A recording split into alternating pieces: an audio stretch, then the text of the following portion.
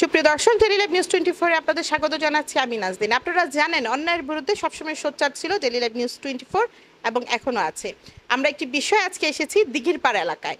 গত 8ই এপ্রিল একটি ঘটনা ঘটেছে দিঘিরপাড় এলাকায়। মূলত একজন ব্যক্তিকে হত্যা করা হয়েছে। সেই হত্যার যে কে বা কারা করেছে সেটা না জেনে বা তদন্ত না করেই একটি পরিবারকে জড়ানো হচ্ছে বলে অভিযোগ আসছে। আমরা এখন তাদের সাথে একটু কথা বলবো যে আসলে ঘটনাটা সেদিন কি হয়েছিল, আর এই যে তাদের জড়ানো হচ্ছেন মূলত কেন তাদেরকে জড়ানো হচ্ছে সেসব বিষয়ে চলুন কথা বলি।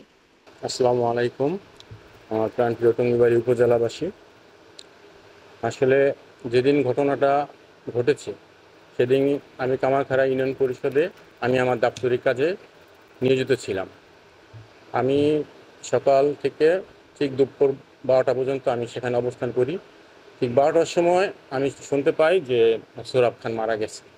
তো মারা যাওয়ার পরে সাথে সাথে আমি আমার এক বন্ধুকে নিয়ে আমি দিঘিরপাড় আসি। দিঘিরপাড় আসার পরেই আমি মূলত সেই ঘটনাগুলো জানতে পারি যে কে বা কারা এবং কী কারণে এই হত্যাকাণ্ডটি ঘটিয়েছে। এখানে আমার বা আমার পরিবার কোনোভাবেই এই মামলার সাথে বা এই হত্যাকাণ্ডের সাথে জড়িত ছিল না। আমরা দিঘিরপাড়ে অনেকগুলা ঘটনাই ঘটেছে, কিন্তু সবসময় আমাদেরকে জড়ানোভাবে হয়, কিন্তু আসলভাবে তদন্তের মাধ্যমে অতীতেও এরকম আমাদেরভাবে জড়ানো হয়েছে। যেমন বিল্লাল মার্ডার, আনিস মার্ডার, অনেক মার্ডারগুলা প্রথমে আমাদের নামে জড়ানো হয়েছে। পরবর্তীতে দেখা গেছে যে যারাই এটার বাদী হয়ে করেছে সেই হত্যাকাণ্ডগুলা তারাই ঘটিয়েছিল। এরকম প্রমাণ দিঘিরপাড়ে গত 2টা মার্ডারেও হয়েছে। এখন আমাদের পরিবারকে কেন এখানে জড়ানো হবে, এটা হলো সবচেয়ে বড় প্রশ্ন। এত মানুষ থাকতে আমরা 2 ভাই 2 ইউনিয়নের চেয়ারম্যান। আমার বড় ভাই দিঘিরপাড় ইউনিয়নের 5 বারের চেয়ারম্যান এবং প্রতিবারই অত্যন্ত সুষ্ঠু ভোটে সে নির্বাচিত হয়েছে। আমি গত নির্বাচনে ইউনিয়ন পরিষদের রেকর্ড পরিমাণ ভোট পেয়ে জনগণের স্বতঃস্ফূর্ত অংশগ্রহণের মাধ্যমে কামারখাড়া ইউনিয়ন পরিষদের চেয়ারম্যান হয়েছি। আমার বাবা উপজেলা চেয়ারম্যান হয়েছে স্বতঃস্ফূর্তভাবে এবং রেকর্ড পরিমাণ ভোটের ব্যবধানে আমার বাবা উপজেলার চেয়ারম্যান নির্বাচিত হয়েছিল। এবার উপজেলা নির্বাচনে আমার বড় ভাই দিঘিরপাড় ইউনিয়ন পরিষদ থেকে পদত্যাগ করে উপজেলা নির্বাচনে অংশগ্রহণ করতেছে।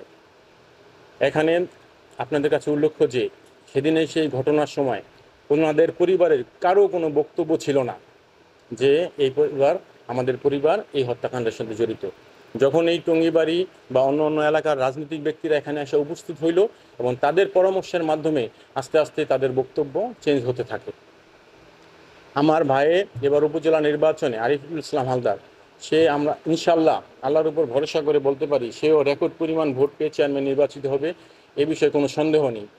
আমার ভাইকে যাতে এই নির্বাচন থেকে অপসারণ করতে পারে, আমাদের পরিবারের প্রত্যেকটা মানুষকে যাতে কোনোভাবে এই নির্বাচনে অংশগ্রহণ করতে না পারি, সেই জন্য আমাদের পরিবারে আমার অনেক ছোট ছোট ভাই, আমাদের পরিবারে অনেক ছোট ছোট ভাই যারা দেশেও থাকে না, তাদেরকে পর্যন্ত এখানে জড়ানো হয়েছে। এর মধ্যে একটাই লক্ষ্য, আমাদের পরিবার যাতে এই উপজেলা নির্বাচনে অংশগ্রহণ করতে না পারে। এটাই তাদের মূল উদ্দেশ্য, এটাই তাদের মূল লক্ষ্য, আর কিছুই না।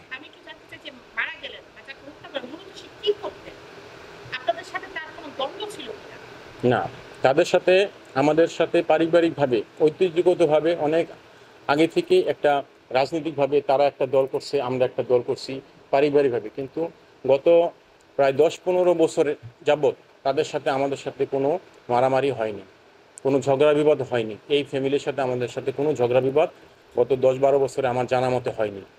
এবং ওনাদের অনেকের সাথে আমি টুকটাক কাজও করি, কিন্তু তাদের সাথে আমাদের সাথে হয়তো রাজনৈতিক দ্বন্দ্ব থাকতে পারে, কিন্তু এমন আক্রমণাত্মক বা শারীরিক ঝগড়া তাদের সাথে আমার গত 10 বছর হয়েছে কিনা আমার জানা মতে জানা নেই। নির্বাচনের নিকটে এর মধ্যে আপনাদের এমন একটি বিষয়ে জড়ানো হচ্ছে, আপনার কি মনে হয় যে এর এফেক্ট কোনোভাবে নির্বাচনে পড়বে কিনা?